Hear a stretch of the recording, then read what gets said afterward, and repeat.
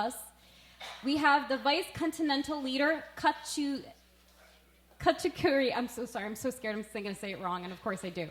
Kajikuri, right? All right, so we're going to welcome him up here. They have very special news for you guys.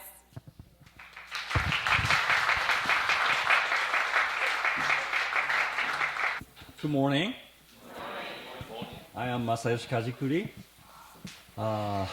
Actually, this is my third visit to Bridgeport. I came to town of Bridgeport for the first time in 30 years.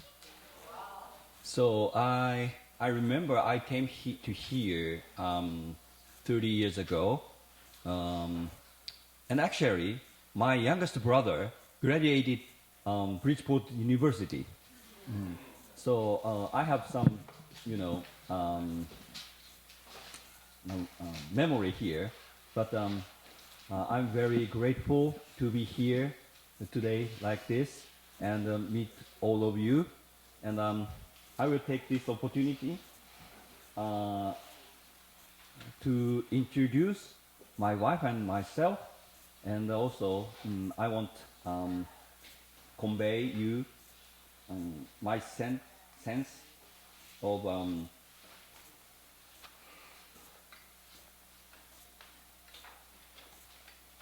my thought on America's mission as seen from heaven's expectation. I prepared some presentation for you to introduce myself. Okay, yeah, I want to introduce my photo. Last year, True Mother, after successfully holding the Chonil Sanctum entering ceremony on April 13, presided over a 2-day leadership meeting.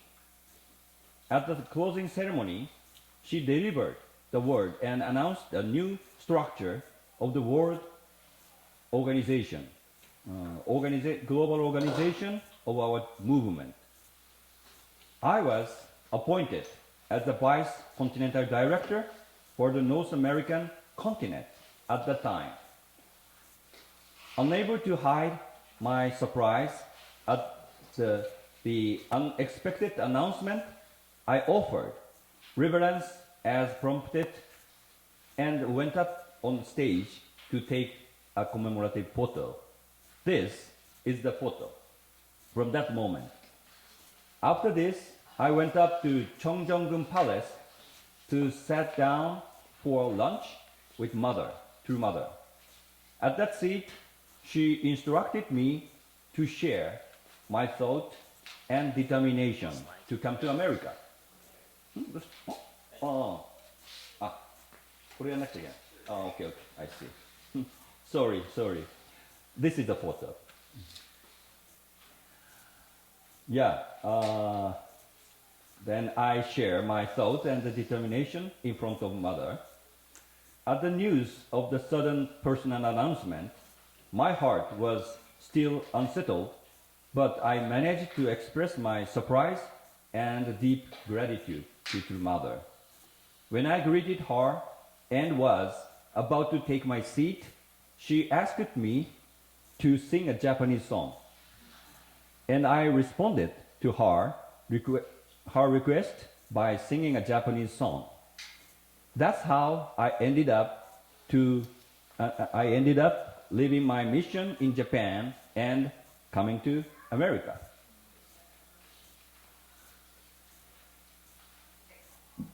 Okay, my wife and I were both born as the oldest second-generation blessed children in Japan. We were born and raised in Japan, and during our middle school, high school, and university years, we also spent 11 years studying in Korea together. We received the blessing in Korea, and after returning to Japan, began to follow the official public course. Since then, I have carried out public missions in various fields. And this year marks my 30th year. We have 3 children. Our eldest son is 32. Our second son is 30, and our daughter is 28. Our eldest son is the first third generation blessed child born in Japan. Thank you. And the second is our second son. On other words, we have been pioneers as a second generation blessed family in Japan.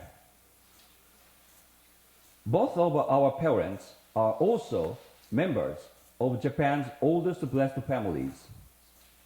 The history of blessings by the two parents has mainly taken place in Korea in 1960s, targeting only Korean members from 36 couples to 430 couples since two parents' holy wedding in 1960.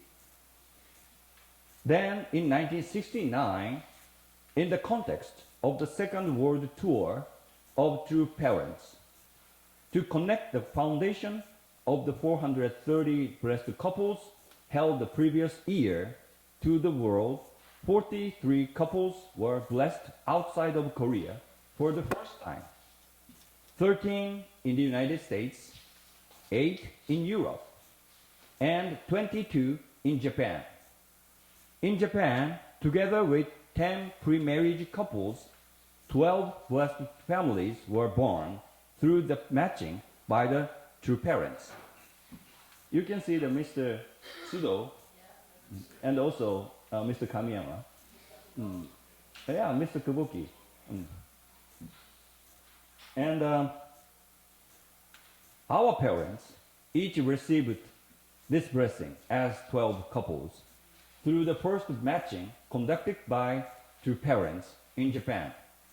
On the left are my parents, Kajikuri, and on the right are my wife's parents, Yokoi. We were each born in 1970, the year following our parents' blessing. Motoko, my wife, is the first girl in Japan born as a second generation blessed child. And she was born as a twin.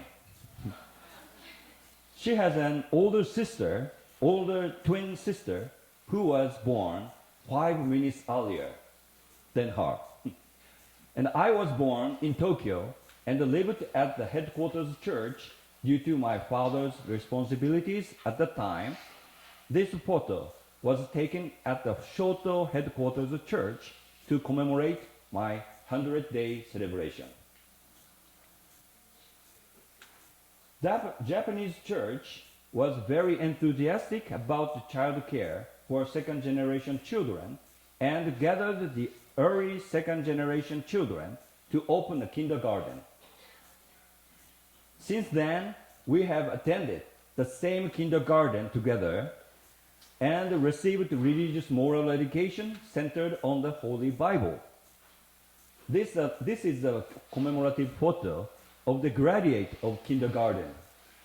Motoko and I are pictured standing next to each other. Can you see? This is myself and Motoko.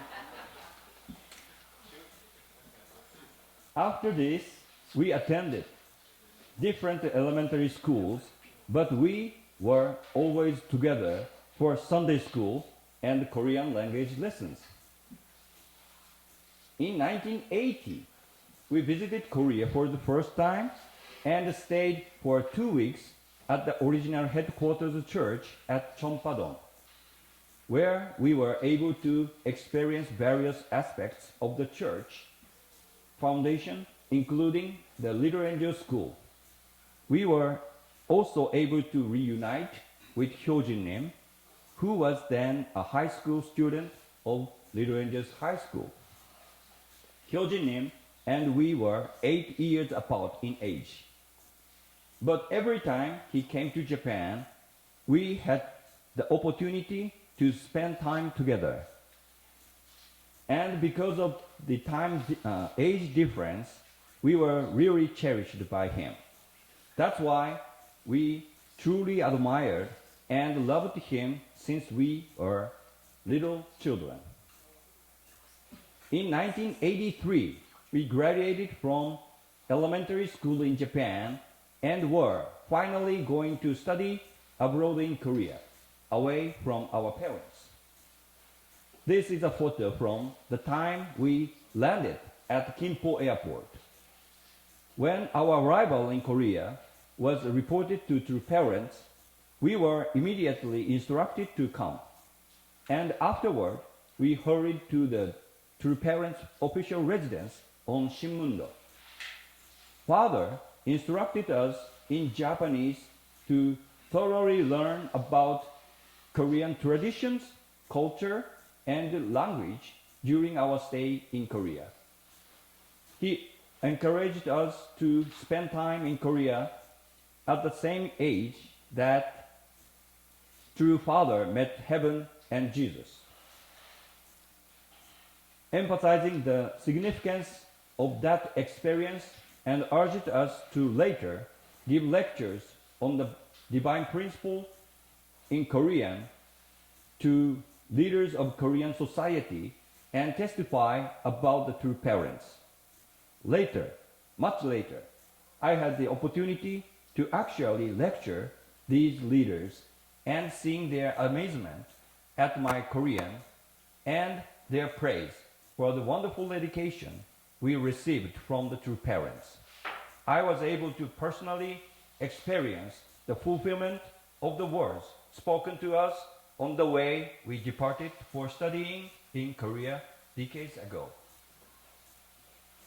This is a scene at the luncheon following a ceremony held at the Little Angels Arts Center, where I was encouraged by true parents to introduce myself in front of the international leaders.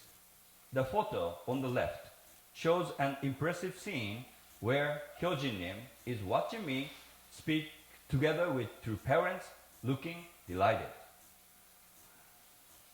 Our age group corresponds to the first, second generation born outside of Korea. And there were friends of the same age group among the children of 43 couples in the United States and Europe. Initially, we got to know our Western friends by studying in Korea. These are the second generation members who came to study in Korea in its earliest days, including second generation members from the United States. They were the eldest second generation from Japan, the United States, and Europe, and we lived together in the same dormitory, using Korean as our common language, strengthening our bonds. I can never forget my friendship with them. Every time I met with true parents, they would emphasize the blessing with the second generation Korean. So I was completely expecting that. However, in reality, I was matched with my childhood friend Motoko, who is also a second generation Japanese. And I approached the blessing ceremony in a state of surprise. Even those around us could not hide their astonishment that I received the blessing with a close sister with whom I had already spent much of my life. Later, true Father explained to the Korean leaders in Alaska that he had referred to me, and in order to restore the nation of Japan, he had made me a representative of the second generation and paired me with the Japanese second generation partner. This is my family photo from 2009, a few years before my father passed away. Through the blessing of the true parents, our family has grown into a large family with 10 second generation and 15 third generation members. Thank you. Thank you so much. And these are our lovely three children, Yoshihiro, Yoshia, and Hanae. After graduating from the theological course at Somun University in 1994, I returned to Japan under the direction of the two parents and took on the public mission. Since then, I have served as the first pastor of Kien Church for the second generation, held various positions in the second generation department at the headquarters in Japan, and later was transferred to CARP, where I served as several center leader, block leader, and then vice president of CARP in Japan. And in 2006, at East Garden, I was directly appointed by two parents to serve as the president of CARP Japan and the vice president of Japanese Unification Church. Since then, I have been following a public mission while receiving direct appointments from true parents. At CARP, I conducted witnessing, guided members in their spiritual life, and with the Youth Federation, I participated in social service activities with young people, as well as gave many lectures at conferences. This is a scene from 2012 in Las Vegas, before Father passed away. When I personally reported our activities to him, at the time, I never imagined that this would be the last opportunity to report directly to Father. As can be seen in the photos, Father listened to my reports on our activities in Japan with genuine happiness. And when Father learned that Motoko-san had come along, he had her stand beside me, saying that she is a woman with three eyes who can clearly see the past, present, and future. And he encouraged us as a couple to faithfully carry out his will with responsibility. I was overwhelmed by his immense love, unable to give anything in return. And it was incredibly disappointing that we had to send Father off to the spirit world without being able to repay him in any way. After the passing of True Father, True Mother called me early on and guided me on becoming one with her and preparing for the future. And since 2017, I have been directly appointed to important positions, including the chair of UPF Japan, and have received guidance, giving me the opportunity to experience many things from Mother. Throughout this period, I have been consciously working to testify to Japanese society that the true parents are benefactors of Japan. I have been conducting numerous lectures and activities across the country, and have given lectures and deepened exchanges with many leaders in Japan's political, academic, and religious circles, including ambassadors for peace. Furthermore, as part of VOC activities, I stood by the streets and gave speeches on current social issues, including national security matters. True Mother always listened with joy whenever I gave activity reports, providing much spiritual guidance and encouragement. And finally, last year, at the closing ceremony of the leaders' meeting held after the Holy Sanctum entering ceremony, True Mother appointed 4 second-generation Japanese leaders, including myself, to the North American continent. This personal transfer was not desired by the Japanese church, nor by the American church. And we, the members concerned, had no motivation for it or either. However, this was carried out against the backdrop of Heavenly Parent and True Mother's wishes and plans.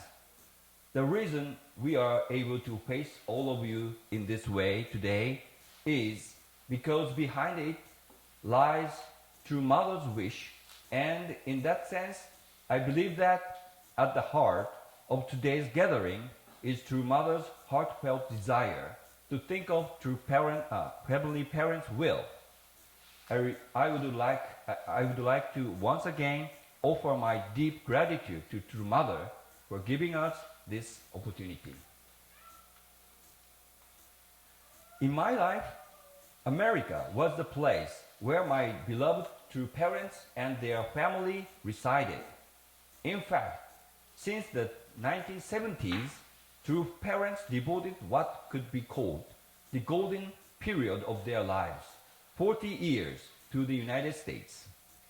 True parents were right in this place, guiding the direction of God's providence and issuing commands to the world.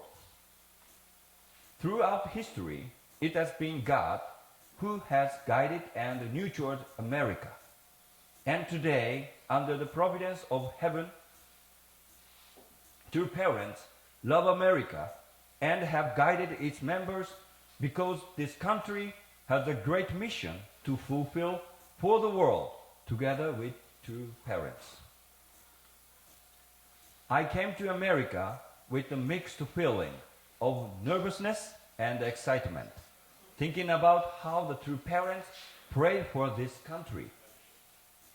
Last July, we visited Washington, D.C., our first destination after being assigned as a Vice Continental Director.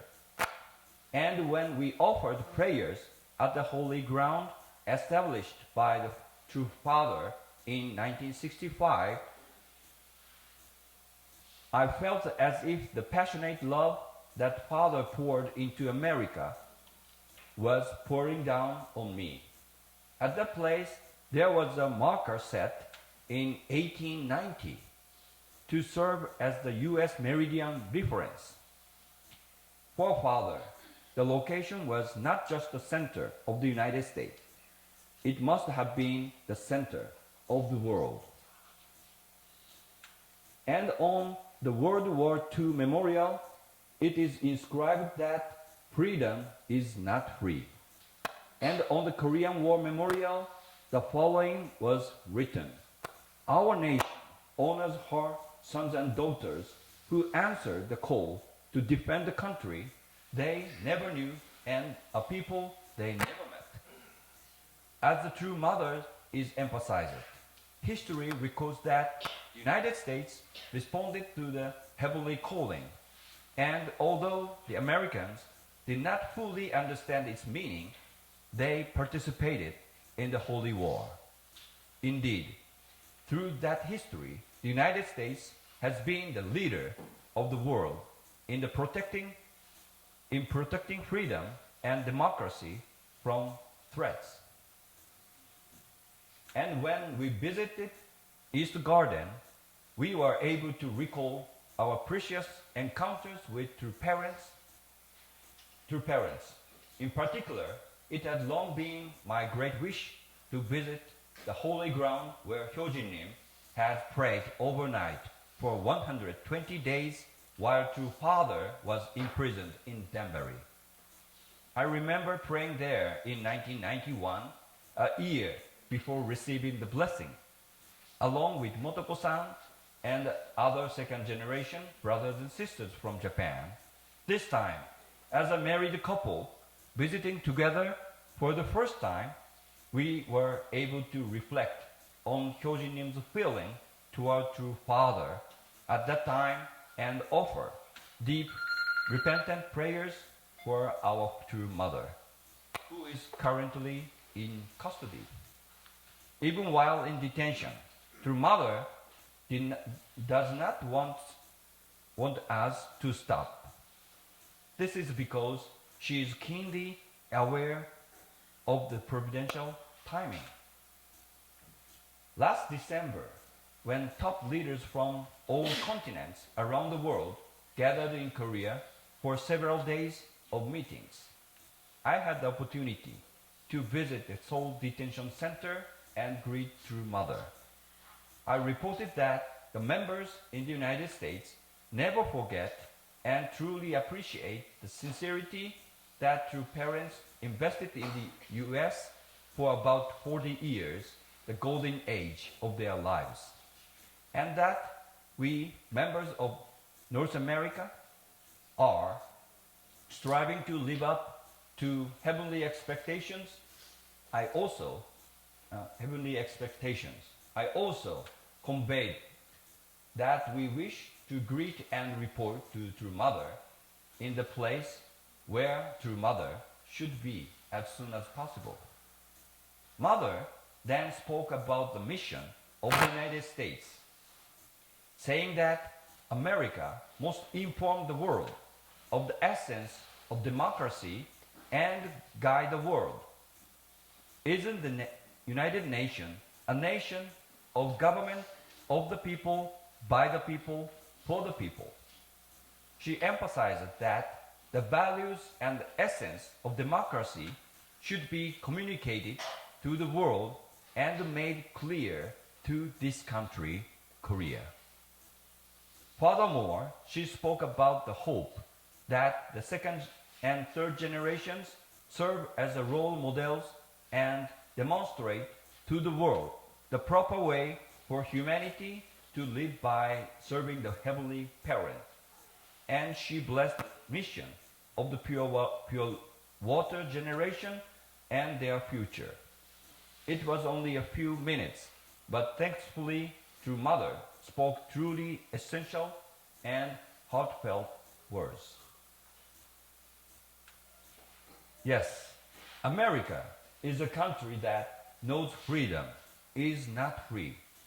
And it is a country that recognizes that the essence of that freedom is freedom of religion. And it is also a country that understands that this is precisely the foundation of democracy.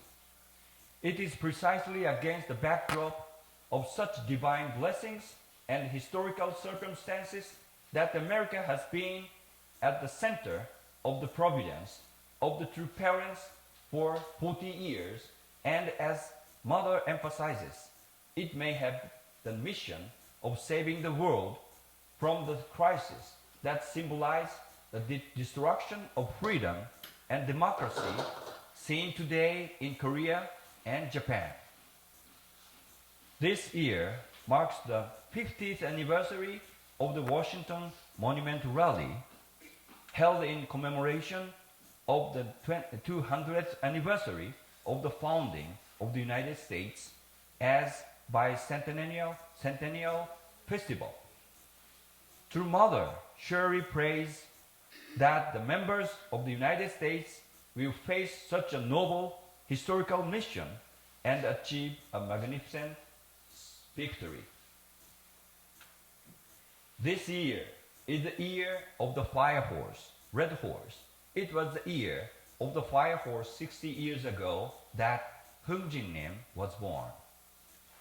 As we enter the year of the fire horse, Hunjin-nim's year, I cannot help but reflect on whether I am able to carry on the deep and passionate feelings he had toward True parents.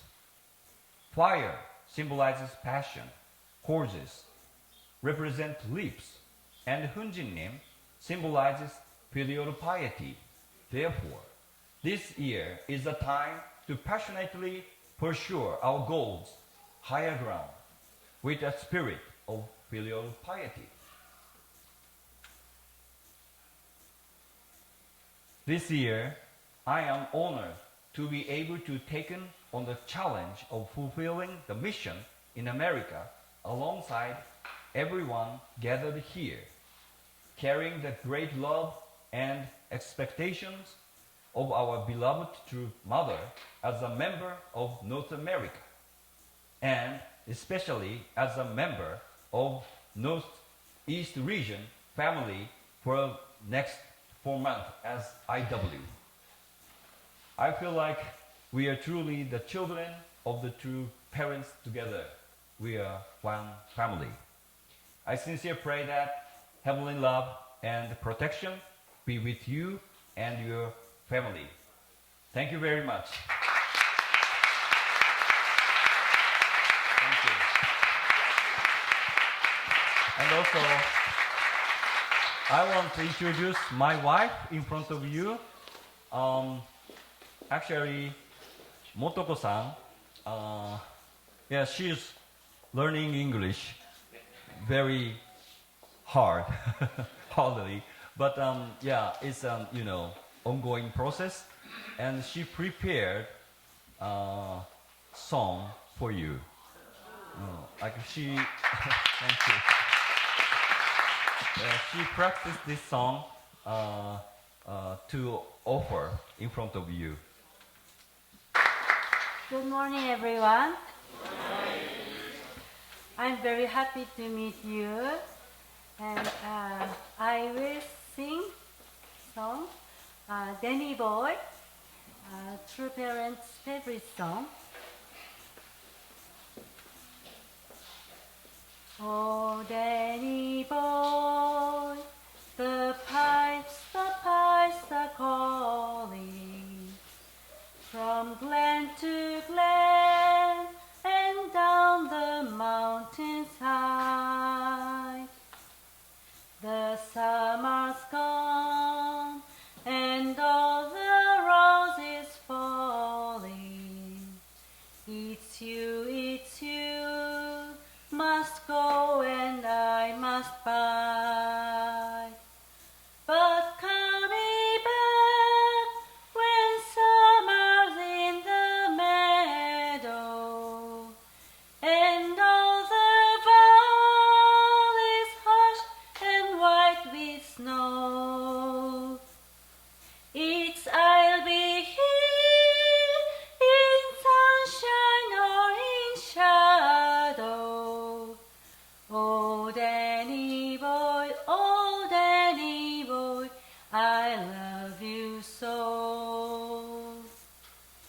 But when he comes and all the flowers are dying, if I am dead, as dead I well may be, you come and find the place where I am lying, and kneel and say an Ave there for me, and I shall hear those soft you tread above me, and all my grave will warmer, sweeter be, and you will bend and tell me that you love me, and I shall sleep in peace until you come to me.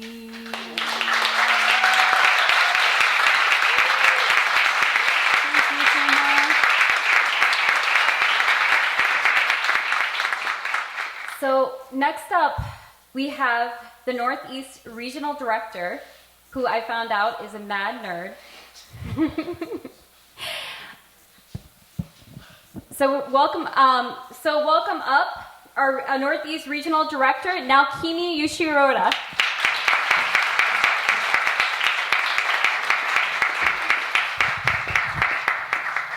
All right, you might need to explain what you meant by that. So, Northeast Regional Director for short is NERD, N-E-R-D. And MAD is Ministry Administration Director for the continent, so hence MAD Nerd. Okay.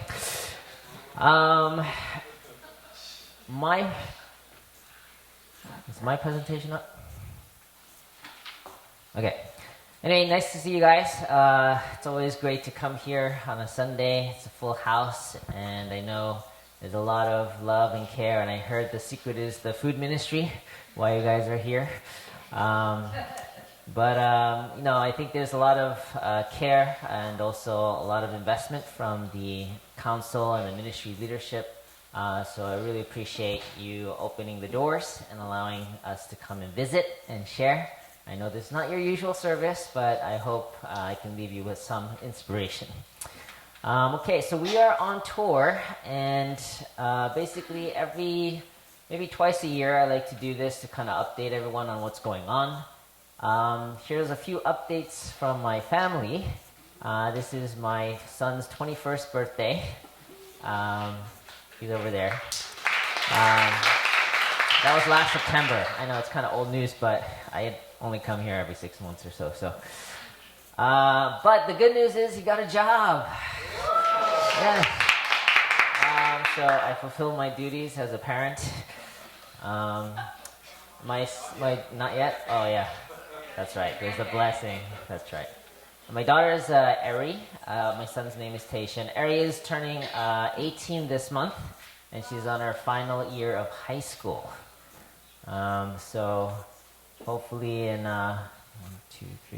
in 4 months I'll be an empty nester. No, because once she's off to college, we'll have our house. Anyway, so that's that. And also, we were able to go to Portugal last fall. And this is in Lisbon.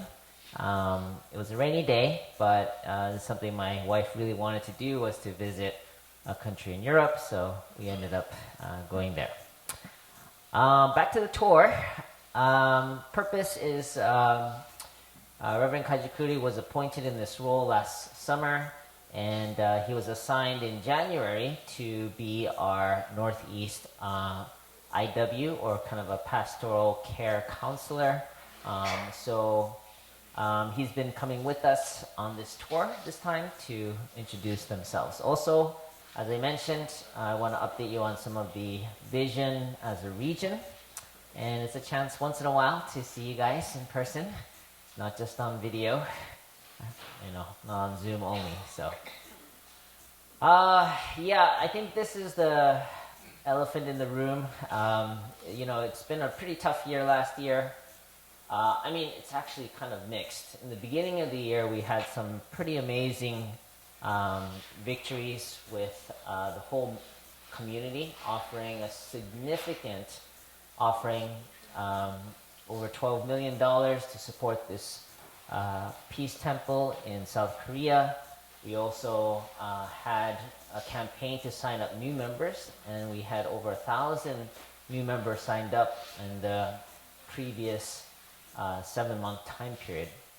And we had about 160 individuals receive the cosmic blessing from North America, which in and of itself was a miraculous offering at that time. But as you know, right afterwards, or even during that time, our community in Japan has been receiving a lot of persecution directly from the government, and at least even now, they're in the process of really being dissolved. That's kind of the seriousness of the situation in Japan. And in Korea, our founder, Holy Mother Han, has been in a detainment center for over 140 days at this point, about 140 days. So it's been very heavy on all of our hearts as members worldwide. So I do feel like this has been kind of the energy and story since early fall of last year.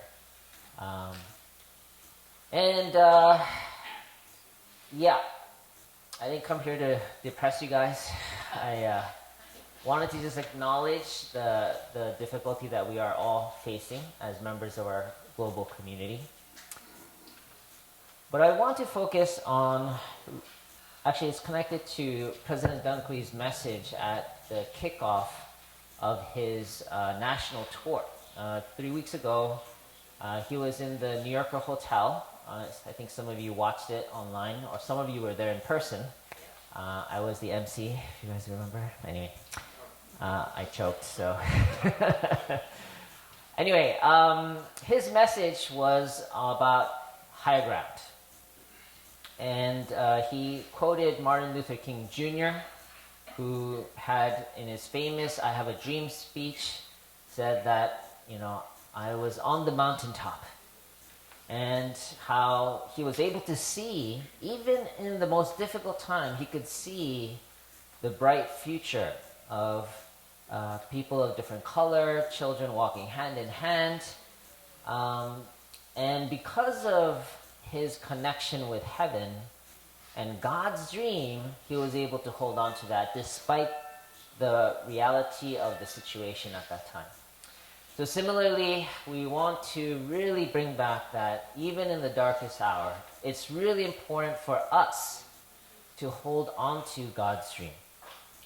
And really see that the future is still bright, and with our efforts and our persistence during this time of trial, we can really break through.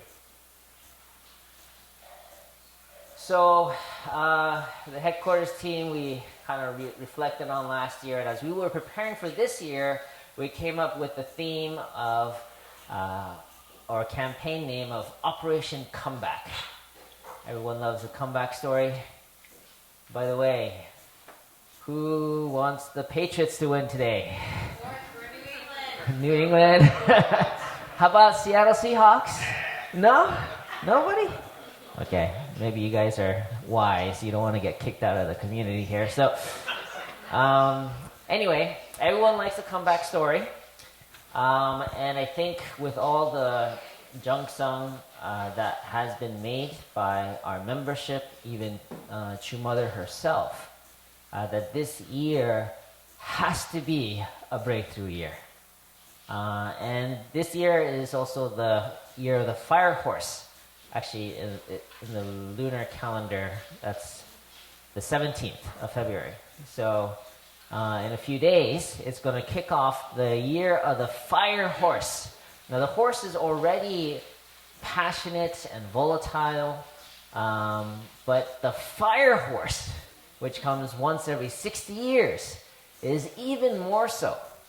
So, although it's an uncertain time, this is the year to set ambitious goals and to break through, even in your personal life, okay? So I really feel like things are lining up for a breakthrough year, and we really want to break through in that way. Now, one other most important thing to note. I was talking to the council earlier today that, we've always been through so many providential activities that come by.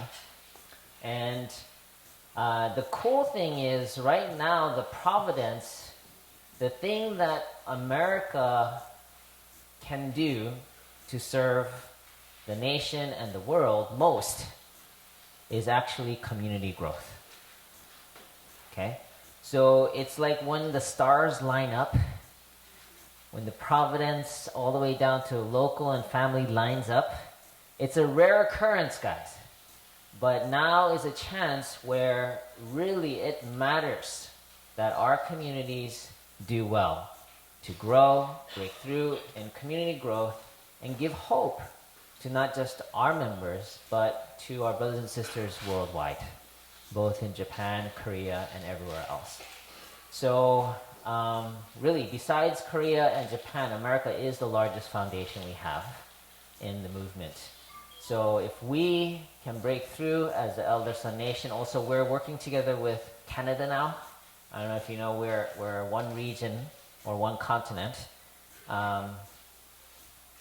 So we beat Trump to it.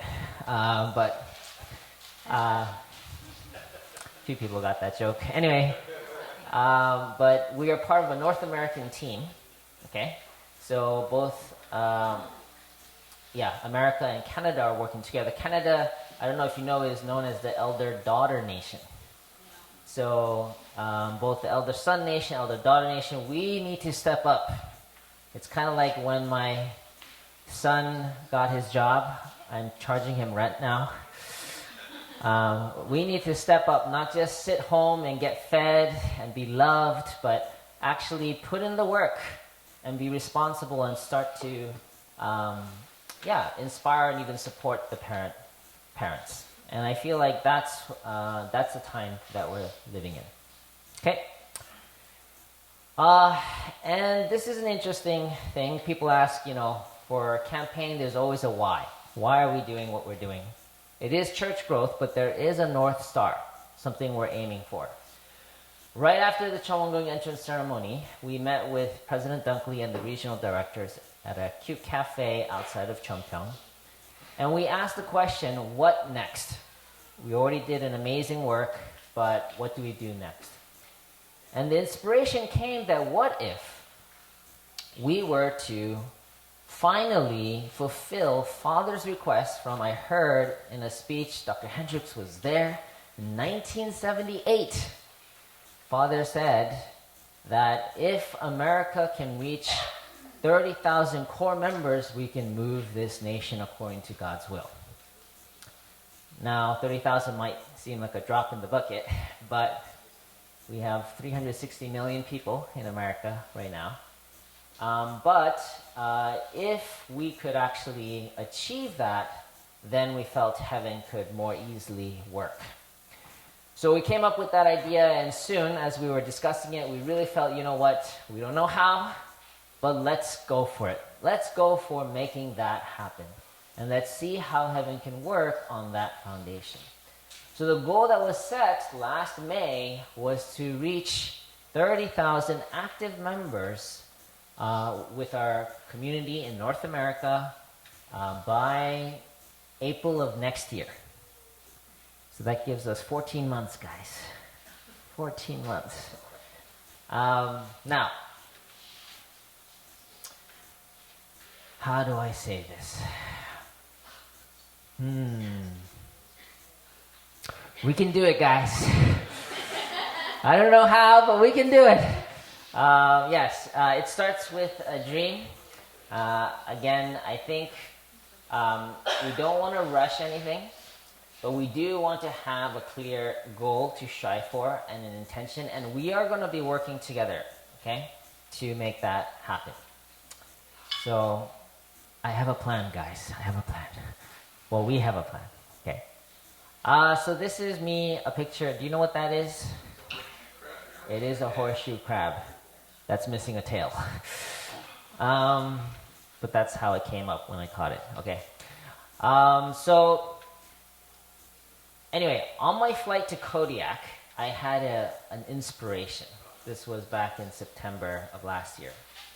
And the question was, how do we achieve this 30,000 goal? That's what was on my mind constantly since May. And the idea that came up was we need something where every community is focusing on the right metrics for growth.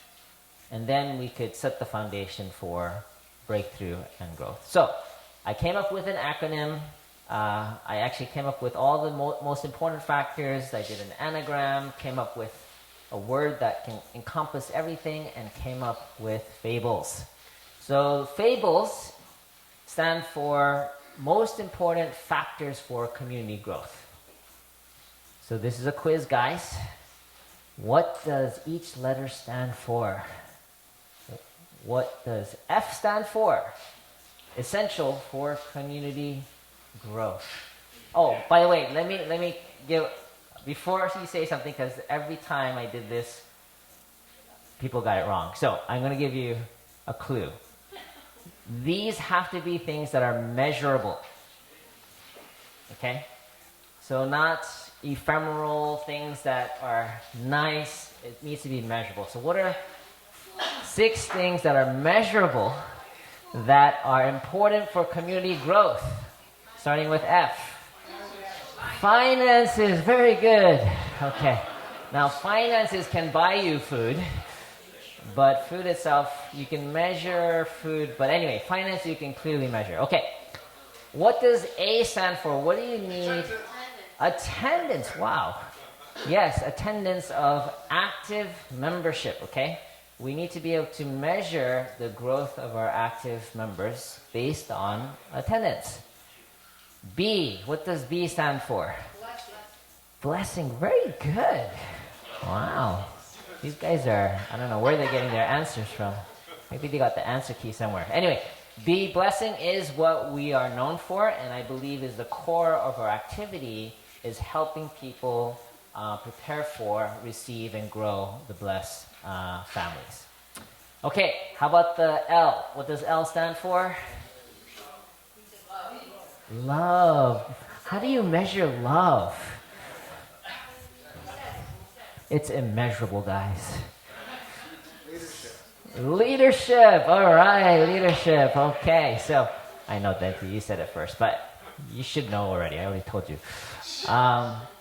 Leadership. The more you can grow the leadership in your community, the more you can care for people. Okay, members. And E stands for education. That's a good one.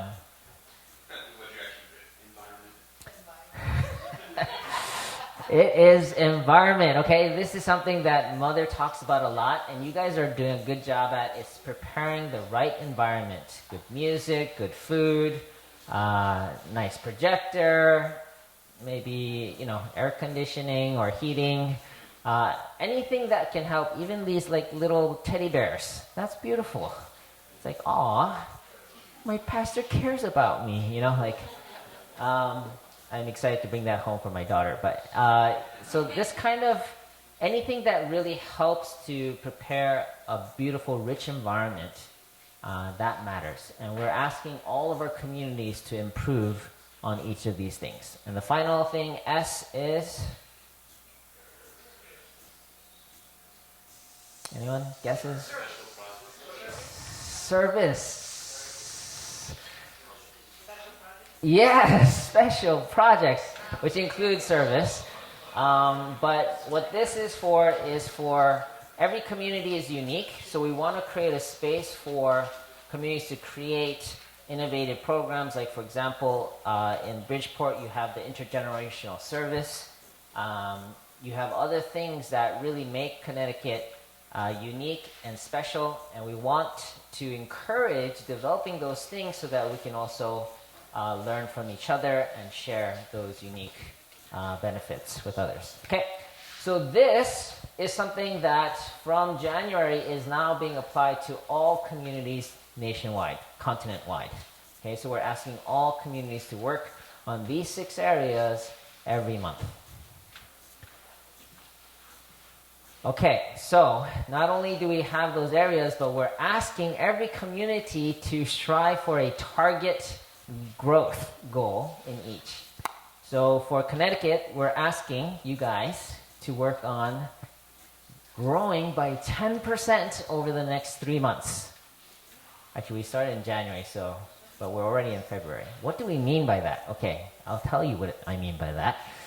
So in Connecticut, the average monthly income last year in 2025 was $12,708.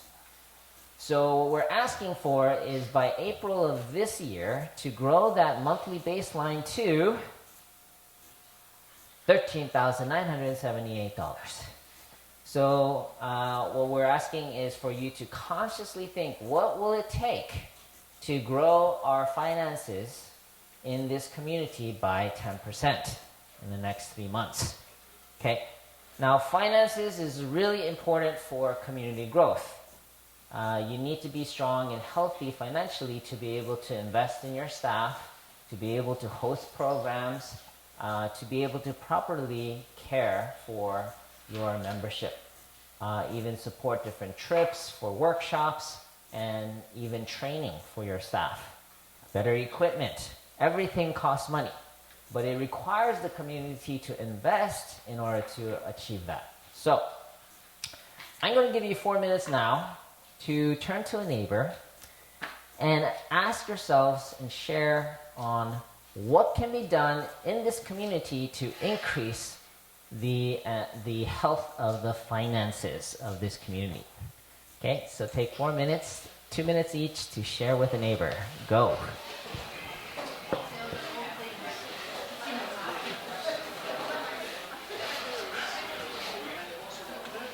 Okay, so if So I can get everyone's attention again. Any thoughts?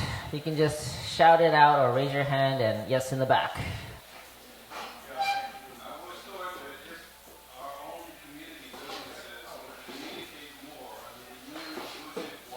Ah, hey. Are you Jewish by any chance? Oh, you are? Whoa, there's a connection. Anyway, they do this really well, which is they share all the businesses, any members who have businesses or whatnot, they create a network and they encourage utilizing each other's businesses to keep the money in the community and also to tithe from the businesses to really support the ministry. I think that's a brilliant idea. And I know there are some members here who do business, so that would be a great idea to strengthen the finances. Anyone else? I heard everyone talking, so yes, Mika. Well, I personally feel like we should come back into a space where we have an intentional time for offering ourselves, whether it's offering some time or, just... Anyway, we don't have a lot of opportunities during our services where we can really respond to how Heavenly Parent is speaking to us. Let's see. So part of this is just being a little bit more intentional in how we cultivate our own personal growth during our services. Because as much as we're growing, this is how we can also, just attract, others who are looking for a community that is strong and thriving. Okay. Great. So put it in the liturgy, a space for people to make their offering, something like that. Okay. All right. Great idea. Anyone else? Yes. Church I go to sometimes, one of the things they have is a wireless credit card machine. Wireless credit card machine. So, a lot of times, Interesting. online, Like you go around with the machine. Anyone like to tithe? they stand up and go to the Wow. That is advanced. I've never seen that. Okay. they have it, and I've done it. Okay. Hey, he's done it. So maybe something to consider. Okay. Anyone else? Yeah. I think that the testimony is good from somebody who's successful in the community and how did it happen. I think it's not just only external but internally many people I see. like you. Yes, I love tithing, guys. Yeah, I think testimonies are great if they can share about why they chose to tithe and the impact of tithing on their life, both internally and externally. So those are all great suggestions. All right, so keep note of that. If everyone really feels more ownership over this community and makes an effort to invest, I believe you can reach that goal. All right, second area is active members. So the target is 20% growth, okay? 20% growth in next 3 months. The baseline, this is according to Sunday service attendance data, is 79 people average on a weekly Sunday service, and active members in the Bridgeport or Connecticut Family Church is 103. Now, active members, yeah, we can give ourselves a hand. That's impressive. Let's give ourselves a hand. Over 100 active members. Now, active members defined as attending 3 times or more in the last 3 months. Okay? So the question is, how can we increase both the Sunday service attendance and the active members here in Connecticut? So I'll give you another 4 minutes to talk about that. 2 minutes each. How to increase active membership in this community. You may begin. Discuss. All right, guys. How can we increase Sunday service attendance and or active membership in this community? Anyone have ideas? Yes. Mr. Beeland. A week ago, Reverend Dunkley was in worship, and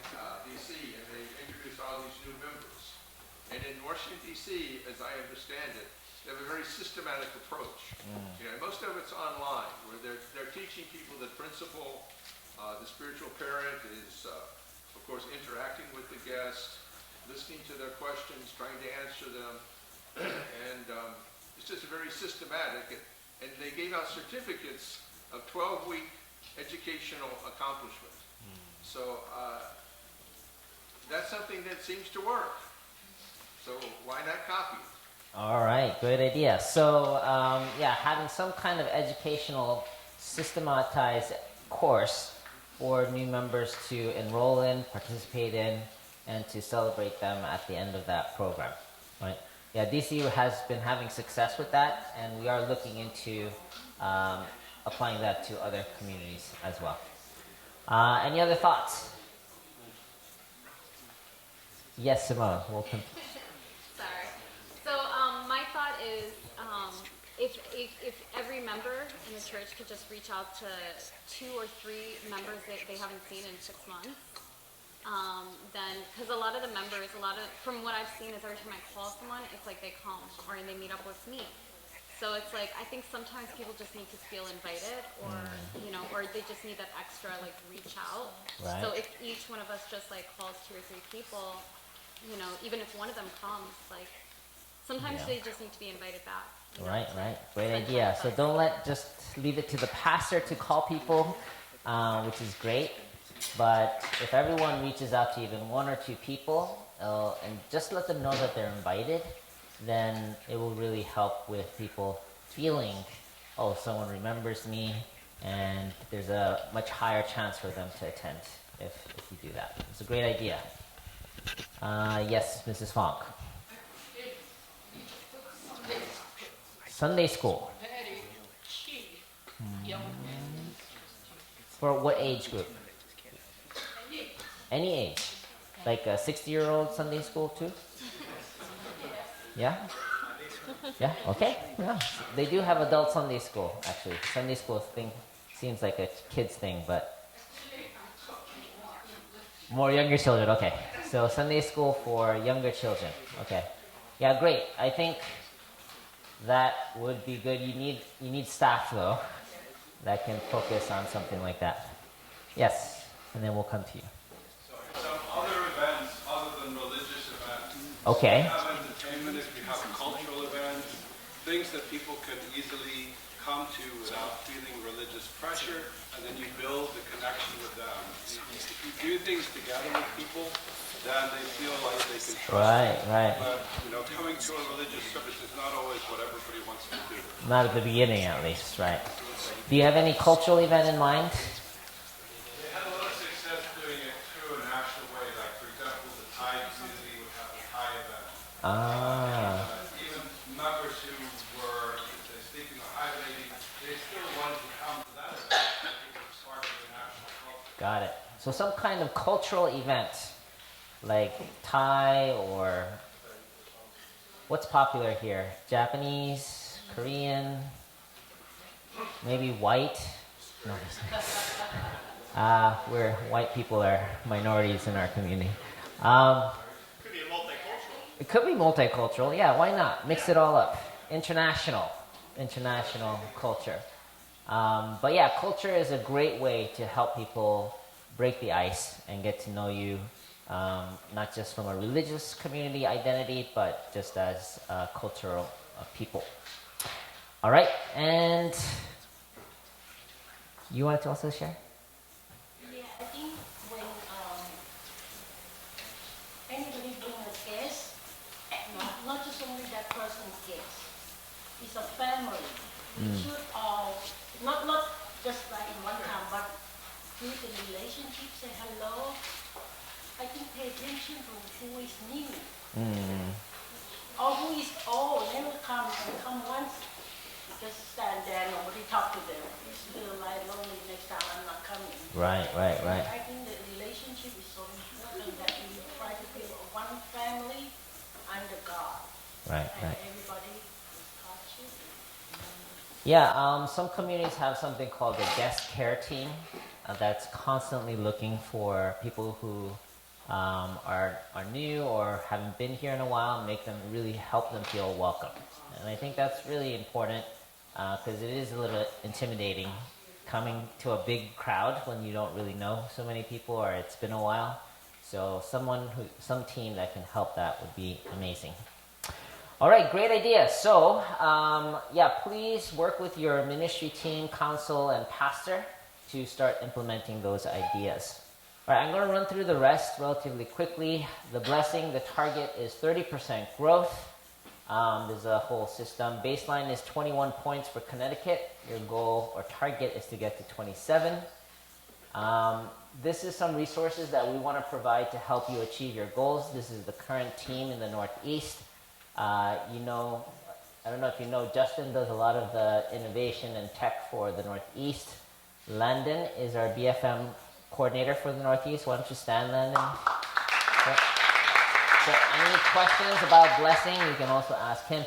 Also, Elizabeth, do you help here locally or you do? Okay, so mainly it's New Jersey, but Elizabeth also and Hector, they're the BFM coordinators in New Jersey, and I'm sure they support here as well. The Kajikuri couple, as we mentioned, is the pastoral care IW, and Matoba is the music ministry coordinator. So if you want support in developing the band or the music, she's also a resource for every community. We also have a virtual assistant team from the Philippines and Kenya, and they've been really helping us keep the data up to date. And we have given access to all pastors and ministry leaders to get their tech support as well. Finance. Okay, so here's the deal, guys. We are going to do a matching fund for fundraising. So every community has been asked to give a 10% donation to the Northeast off of your local tithing. And Connecticut was able to offer a whopping $11,786 to the Northeast in 2025. Let's give yourselves a hand for that. And you fulfilled your responsibility of 10%. In fact, it was 2.2% over. Right. that was the tip, right? Tip. No, thank you. But what we're going to do is over the next 4 months, or now 3 months, if you guys come up with a fundraising project that raises funds in addition to your regular tithing, then for the next 4 months amount, which your tithing would be around $3,900, we from the Northeast will match that. Okay, let me repeat it. So you usually give that money to the Northeast for the tithe, but we're just going to, if you have a project where you raise that much money, we will match that money and give it back to you. Up to the $3,900. So if you have an $8,000 project, you raise $4,000, we'll give back $3,928. So point is, this is free money. It's kind of like the not tax return. It's the 401k matching. I don't know if some companies have that, right? But we're gonna do that with your tithe. So if you guys can think of a project where you can raise money, whether you need to buy new equipment, or send your staff on a retreat, or whatever it is, but you're able to raise money for it, then we will match it. Okay? So this is something to incentivize increasing your income over the next 3 months. We also recommend setting up recurring donations and online donations. I didn't think about the whole credit card machine, but that's great. But some way to make it easier for people to commit to a regular offering. God loves a cheerful giver. Okay, in terms of active members, we have the tech support team and a whole attendance. I know it's been a struggle, but we really need help with every community getting good at, especially taking attendance. Okay, making sure we know who's attending our programs. And online viewership counts, so if you can expand your online ministry, that'd be awesome. Also, we're developing, you guys already have a monthly family group service, basically doing small groups on the third Sunday And this is just something we've been working on, but we launched last August, and since then, we've had some success. 43 family group hosts have started. We're providing a monthly service. So I'm giving a message once a month, pre-recording it now, and you can actually bring Sunday service to the people. So let's say, you notice there's a few people, including your children, that don't come to church. You can bring church to them. Say, hey guys, I'd like to, why don't we listen to Pastor Naokimi's message over lunch this coming Saturday or whenever. The point is, by doing so, you're able to connect more people who may not be excited to come to church. You can bring it to them. And you can customize that program. The message is short, relevant, even good for kids, new members, guests, and we have music to wrap it around. So we really want to encourage people to use this tool so that you can really reach out. Every member can reach out to someone else through this. And to help you with doing all of that, we're also doing a leadership training program called Accelerate 2.0. So the person in the back, you had a lot of good ideas. Steven. Gab, was it? Oh, right. The gift of gab. But we want to help every person who feels called. Let's say you have an idea, you've always wanted to do something or expand your ministry. This is your chance. Okay? Accelerate 2.0. Activate your calling, elevate your impact. I'm going to run through this. There's 3 workshops, 3 hours each online.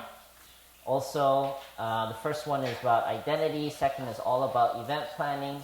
And third one is really growing your confidence through energy management, facilitation skills. We'll have weekly group coaching sessions, one-on-one coaching sessions. And the program is from February 14th to 18th. I know you guys have a program here on Valentine's Day. Yes. However, we have a rerun on Sunday nights. So even if you miss on Saturday mornings, you can watch the program on Sunday. It's also recorded, so you can watch it anytime. But the idea is over the next 3 months, every person who participates in this program will guaranteed host their own program, and thereby expand the ministry and also increase attendance and active membership for this community. So the idea is we want to do whatever we can to support community growth. This is the program I highly recommend to consider. Okay? And we have a video that summarizes all that. A calling to bring people together. Maybe it's gathering your family, reaching out to distant members, or creating something meaningful that truly matters. But when you think about actually hosting something, where do you even start? What if you didn't have to figure it out alone? Accelerate 2.0 is a 10-week leadership program designed to help you turn your idea into reality. Not someday, not eventually. In just 10 weeks, you'll plan and host your own event with expert coaches guiding you every step of the way. Already, hundreds of members have participated in Accelerate trainings. They've hosted home groups, gatherings, workshops, and outreach events, many of them for the very first time. People who once felt unsure are now stepping forward with confidence, building stronger families, deeper connections, and meaningful spaces where others feel welcome and supported. One program, real coaching, real impact. Here's what you will receive.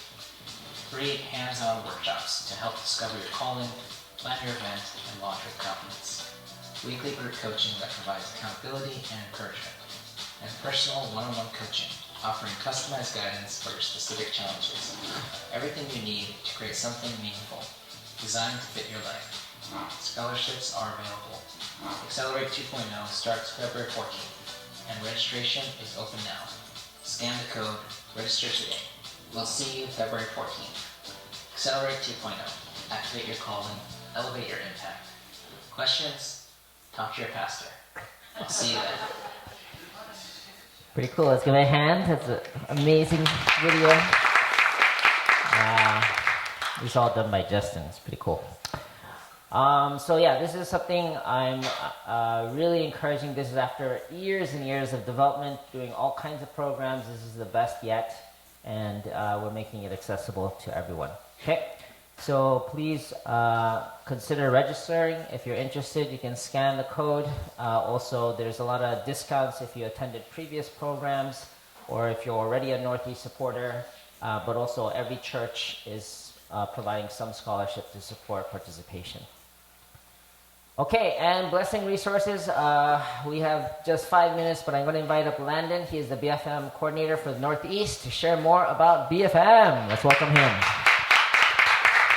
Good morning, everybody. I'm going to keep this really short. Just right here. All right, so for the blessing growth, as Pastor Naokimi had mentioned before, we're aiming for 30% growth for all communities. So the different target areas that we're measuring for growth.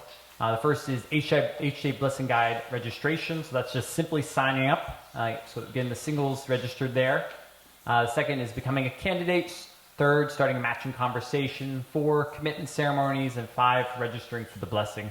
So for each of these areas, you can get a point. So the single, as they go through the process, you get a point for every step that they do. So every step gets growth towards that. I believe it was 27 points for the community.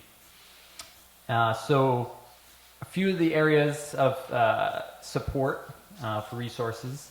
First off, also the key kind of area that was the quickest kind of growth would be registration to the HJ Blessing Guide.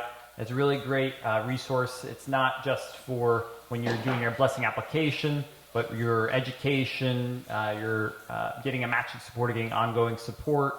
So this is just really great to start the process. Once somebody who's single is ready to start, around like 17 years old, they can start doing that stuff on that HJ Blessing Guide.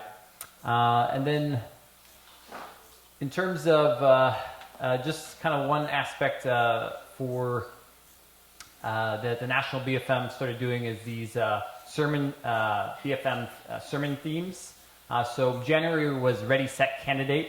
And so basically it's a template that was offered to the pastor to be able to use for the community to help kind of support the lifespan of the blessing throughout the whole year, so that the sermons connect to the blessing process of each stage throughout the year. And then February, there's going to be another one coming out soon. So this is a great tool to help get people into the HJ Blessing Guide, using that to inspire them to become a candidate. And so just a frame of mind, you don't prepare for the blessing once you're ready. You prepare so that one day you will be ready. So that's just a little bit of framing so that that you don't think of the HJ Blessing Guide as the application process, but as a long, ongoing process of growth towards the blessing.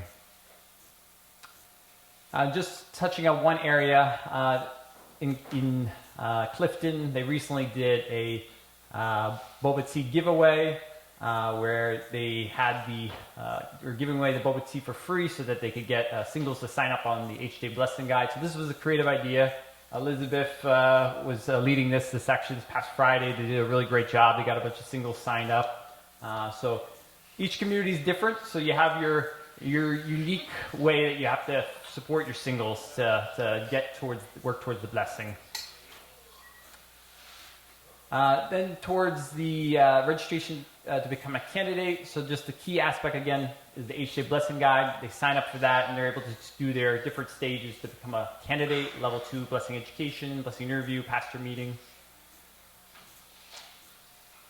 And then in terms of communication growth, we have our different matching websites. We have the Blessing for You. So that's the Korea's international website. Then we have right now the Connection Network, which is within the HJ Blessing Guide. When they sign up there, then they can also sign up to be a part of the Connection Network, which is more focused towards North America right now. While Blessing for You, you can find matches internationally. And we just had our last matching networking session. Over 200 people who attended that, matching supporters, parents, to be able to share their singles We had 50% international, so it was a really, really great opportunity for networking. And so yeah, if you have any questions or need any support with the process, you can reach out to me. And there's also anything more complex, there's a BFM at the national team you also can reach out to. And the final thing, just to share a little video just on the process, the blessing process we're going to play. And I think I'm actually going to head out just because I have to head to Clifton Church next. But we'll put the video on now. Thank you, everyone.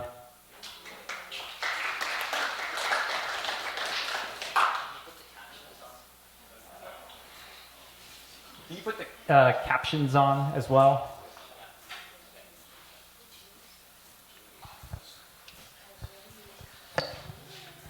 This is Peter Pan. He has decided to commit his faith to the unification movement and wants to receive a blessing. But there's one small challenge. He is single. So how is he going to find a partner who aligns with his values and who can walk toward the marriage blessing him? Welcome to the Blessing Guide, the pathway for members of the unification movement to prepare, find a match, and receive the blessing. Phase 1. Become a blessing candidate. When Peter registered, he is asked to list his blessing parent. For many members, this is their own parent who are part of the unification movement. But Peter's parents are not unificationists, so he needs to ask someone from his community to become his blessing parent, or select one from the volunteer list in the guide. One day when Peter has children of his own, he will be their blessing parent, just like the blessed families today. For now, his blessing parent will guide and support him, standing in the position of a godparent, a vertical representative of God's love throughout the blessing journey. They get to know Peter deeply, pray for him, and build trust so he can share openly. Together, they will look for a good partner for him. To become a blessing candidate, Peter has to complete the blessing and prayer education, have a doctor sign his medical form, participate in a blessing interview, and receive the pastor confirmation. Becoming a blessing candidate means Peter is serious, committed, and ready to pursue the blessing with sincerity and responsibility. Phase 2. Looking for candidates. Once he is approved as a blessing candidate, Peter writes his profile, something that other candidates and blessing parents can see.